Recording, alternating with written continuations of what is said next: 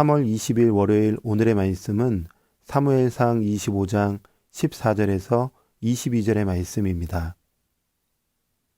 하인들 가운데 하나가 나발의 아내 아비가일에게 말하여 이르되 다윗이 우리 주인에게 문안하러 광야에서 전령들을 보냈거늘 주인이 그들을 모욕하였나이다. 우리가 들에 있어 그들과 상종할 동안에 그 사람들이 우리를 매우 선대하였으므로 우리가 다치거나 잃은 것이 없었으니 우리가 양을 지키는 동안에 그들이 우리와 함께 있어 밤낮 우리에게 담이 되었음이라. 그런즉 이제 당신은 어떻게 할지를 알아 생각할지니 이는 다윗이 우리 주인과 주인의 온 집을 해하기로 결정하였음이니이다. 주인은 불량한 사람이라 더불어 말할 수 없나이다 하는지라. 아비가일이 급히 떡 200덩이와 포도주 2가죽 부대와 잡아서 요리한 양 5마리와 볶음곡식 5세아와 건포도 100송이와 무화과 뭉치 200개를 가져다가 나귀들에게 싣고 소년들에게 이르되 나를 앞서가라 나는 너희 뒤에 가리라 하고 그의 남편 나발에게는 말하지 아니하니라. 아비가일이 나귀를 타고 산 호젓한 곳을 따라 내려가더니 다윗과 그의 사람들이 자기에게로 마주 내려오는 것을 만나니라. 다윗이 이미 말하기를 내가 이 자의 소유물을 광야에서 지켜 그 모든 것을 하나도 손실이 없게 한 것이 진실로 허사라. 그가 악으로 나의 선을 갚는도다. 내가 그에게 속한 모든 남자 가운데 한 사람이라도 아침까지 남겨두면 하나님은 다윗에게 벌을 내리시고 또 내리시기를 원하노라 하였더라. 아멘.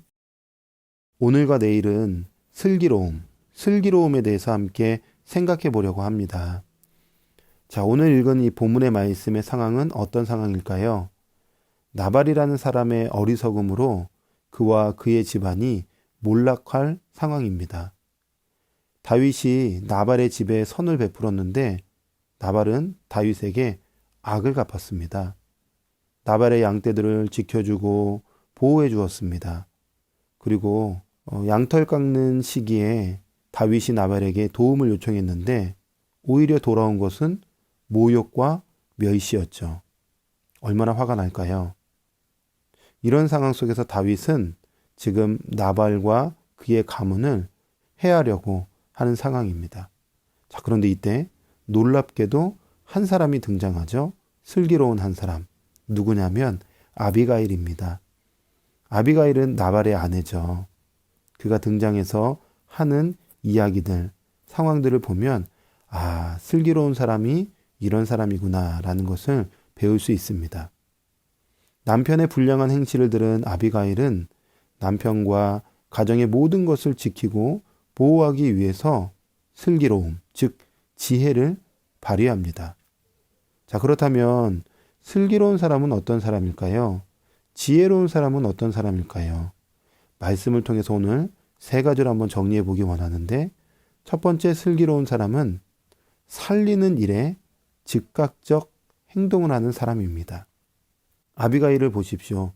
남편 나발의 불량함을 듣자마자 한 행동은 다윗의 마음을 누그러뜨리고자 또 가정을 살리기 위해서 다윗과 함께한 사람들의 필요를 채워주기 위해서 즉각적으로 음식을 준비합니다. 18절의 말씀에 보면 아비가일이 급히 떡 200덩이와 포도주 2가죽 부대와 잡아서 요리한 양 5마리와 볶음곡식 5세와와 건포도 100송이와 무화과 뭉치 200개를 가져다가 나귀들에게 싣고. 지금 다윗이 나발과 나발의 온 집을 해하려고 한다는 소식을 들었을 때에 아비가일은 어떻게 행동했는가? 급히 아주 즉각적으로 다윗의 필요를 준비합니다. 아비가일은 그 위기를 만났을 때에 게으르지 않았습니다. 아주 재빠르게 움직이는 지혜, 슬기로움을 발휘했던 것입니다. 우리가 참 중요한 교훈을 얻을 수 있죠. 누가 슬기로운 사람이냐? 게으름에 머무르지 않고 즉각적으로 그 위기를 파악하여 움직이는 사람이 슬기로운 사람인 것입니다. 말씀을 묵상하면서 이 말씀을 저에게 적용해 봤을 때 영혼의 위기가 찾아오고 영적인 문제를 인지했을 때 나는 과연 인지하고도 머물러 있는 사람인가? 아니면 급히 즉각적으로 반응하며 움직이는 사람인가 점검해 보았습니다. 여러분은 어떠신가요? 우리가 이런 위기를 만날 때, 어려움을 만날 때, 만났어 라고 끝이 아니라 즉각적으로 그 문제를 해결해가는 지혜, 슬기로움이 우리 가운데 있기를 주님의 이름으로 축원합니다. 두 번째, 슬기로운 사람은 악과 손잡음으로 살리는 일을 그르치지 않는 사람입니다. 19절의 말씀에 보니까 소년들에게 이르되 나를 앞서가라 나는 너희 뒤에 가리라 하고 그의 남편 나발에게는 말하지 아니하니라. 아멘. 아비가일은 음식을 준비합니다. 그리고 어떻게 할까요? 그의 남편 나발에게는 말하지 않고 다윗에게 찾아갑니다. 왜 나발에게 말하지 않았을까요? 남편을 잘 알았기 때문입니다. 그 남편은 어떤 특징을 갖고 있었을까요? 17절의 말씀에 보니까 불량한 사람이라고 표현하고 있어요. 불량하다라는 단어는 악하다, 쓸모없다, 나쁘다, 망령되다, 즉 부정적이고 좋지 않은 단어로 쓰이는 표현입니다. 선을 행함에 있어서 악에게 그 선이 노출되면 악한 결과를 만날 수 있다는 것을 인지하고 안 아비가일은 악을 피하여 선을 행하는 슬기로움을 발휘했던 것입니다. 피한 것이죠. 그래서 나발에게 말하지 않았던 것입니다. 즉 슬기로움이란 악과 타협하지 않는 것입니다. 악을 거부하는 것이죠. 믿음의 성도 여러분, 그리스도와 함께하는 사람들은 슬기로운 사람, 지혜로운 사람입니다. 하나님과 반대되는 것과 손잡지 않는 사람들입니다.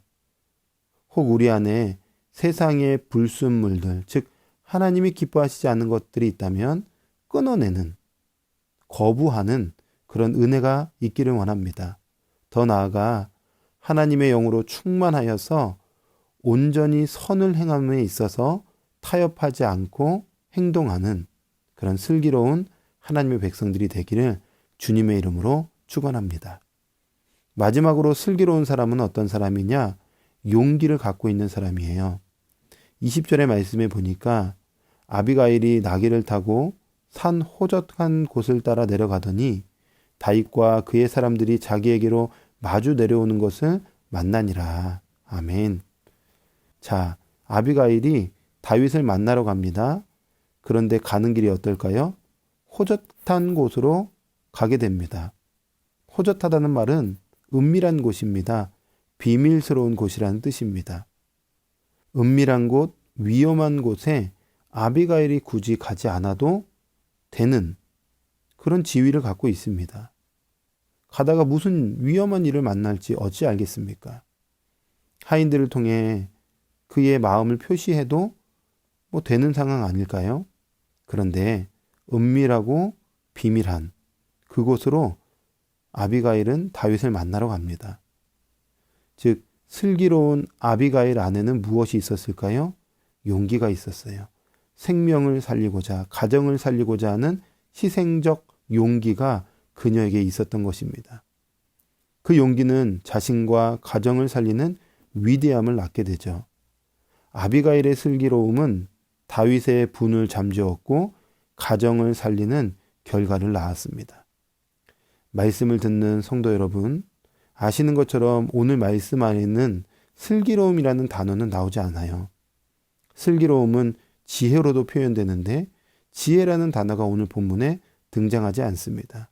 그러나 그녀의 행동을 통해서 우리는 슬기로움이 지혜가 이런 것이구나 라는 것을 깨닫게 되죠. 우리는 한 번의 인생을 삽니다.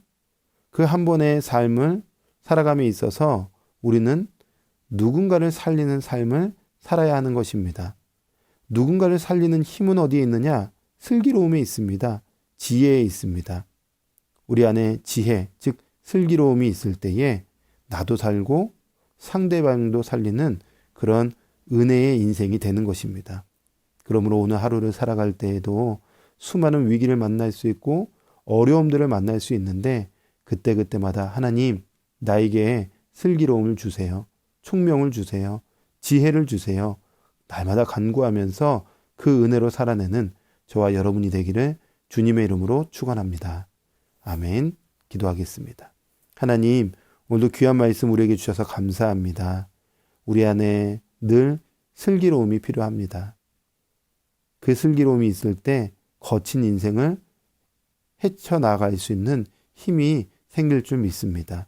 그 슬기로움을 우리 가운데 부어주시고 살리는 인생이 될 수 있도록 함께하여 주시옵소서. 감사드리며 예수님의 이름으로 기도합니다. 아멘.